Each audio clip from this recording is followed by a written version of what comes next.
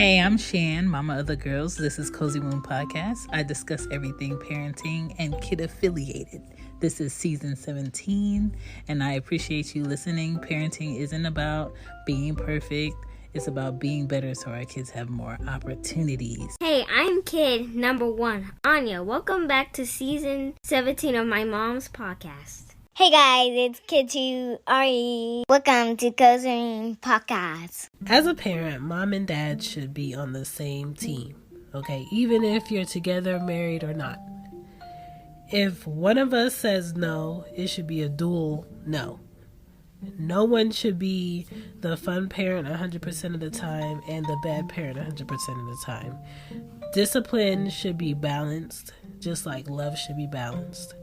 Kids will try to manipulate you to do things against each other if you are not on the same page, and I want to talk about it.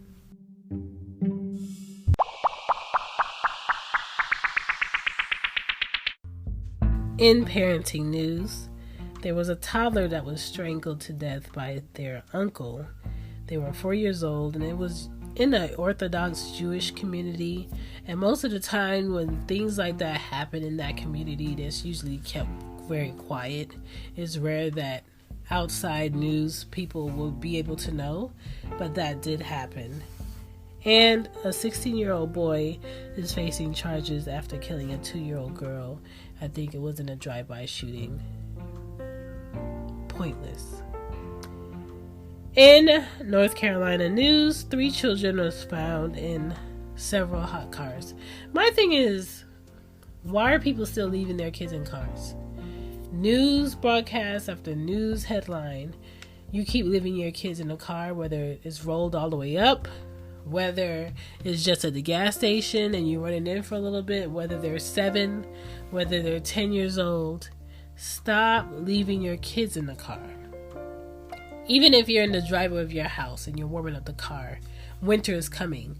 Stop leaving your kids in the car. Stop warming up the car and leaving the doors unlocked and thinking just because you're in a nice community that'll save you. There are people that do not have out here. There are people that will do whatever to get what they need to get. And there are people that will take your vehicle with your child in it, or take your vehicle away from your home, away from the gas station, and not blink and not think and don't care. I'm not leaving my kids in the car. I've never done that. I'm not leaving them in my driveway. I'm not doing it.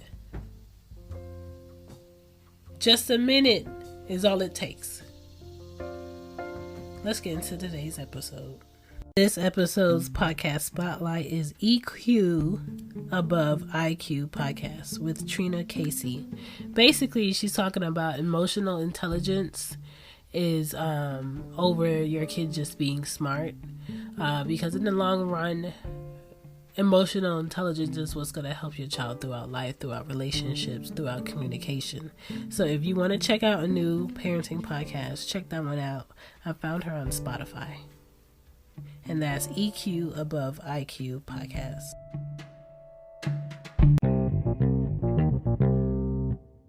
So fall is here once again. Ready. Check out Cozywombmama Shop with Teespring for all of your hoodies, sweatshirts, long sleeves, and coffee mugs to get through this fall time and winter. Dads, I got you too. Moms, if you're looking for some more things for yourself while you're running errands, while you're dropping off, while you're picking up, check out Mama's Cozy Closet with Teespring. Now back to the show. Hey guys. Hey there. Are you a creator? Are you a podcaster? Are you looking to start your own podcast?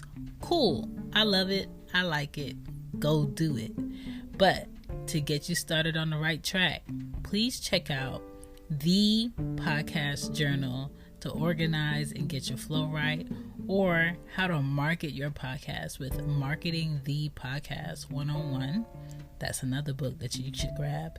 And if you want to store all your podcast questions that make it just your signature touch to your show, your signature touch, okay? Make it yours with the podcast questions. It's a journal for podcasters, for creators who want to get organized and really put that spice on your brand on lulu.com. All those journals created by me. I'll put it in the show notes. Here we go. Back to the show. Back to the show. You do not want to wait too long to say no to your kids. They will have a whole breakdown and hate you for it when they're 12, when they're 16, when they're 18, because they were never told no. And that's too close to the age of when you will possibly retire, and you don't want your child banking on putting you in a nursing home. They will be plotting against you. They will be doing pointless, petty things around the house just to get on your nerves just because you told them no recently. Get your kids comfortable with the fact that sometimes you say no and sometimes you say yes. Because you're a parent, because you understand your child's personality. If your child has a personality where they can be easily peer pressured into doing other things and they don't stand up for themselves, me personally, I'm going to tell my child more no's than yeses on them going out with my absence. If I know my child is responsible and can carry themselves in a crowd and be confident and set up boundaries, I'm going to give my child more space to go outside with their friends or to go to the store and come back because I feel like they are responsible. Some kids become more sneaky the more strict you are. Some kids, if you don't give them any limits or boundaries, they're just outlaws. They do whatever. So I think with kids, when you're telling them no as a parent, it has to be balanced. It has to be with reasoning. And sometimes it does get hard for you to not put your trauma childhood on your kids. Like for me, I don't like having my kids sleep over people's houses. I don't like them being exposed to other people's reasoning for doing what they do too long. I don't like large crowds being around my kids. Like, I'm very mindful of them at parties, like all of those things. So those things I probably wouldn't do until I feel like they're super mature. And a lot of times not doing enough will backfire with your children because they learn boundaries too late. So please teach your kids how to respectfully say no to adults, because a lot of kids don't learn that in the home, because sometimes they're told, I said no, don't question me on my no, just do what I say. You're a child, I'm an adult. Well, what if that adult police officer has ill thoughts on what they want to do with your kid and they tell them that, and your child is like, okay, I'm not raised to challenge authority? What if that teacher wants to do something inappropriate with your child and your child doesn't challenge authority? So you have to kind of explain that you're saying no for their protection, that you're saying no because of peer pressure. Most parents say no because kids don't know how to handle boundaries that well yet, or they don't want to put their child in a position that they're not ready for. And I don't think you should allow your kids to use you against each other.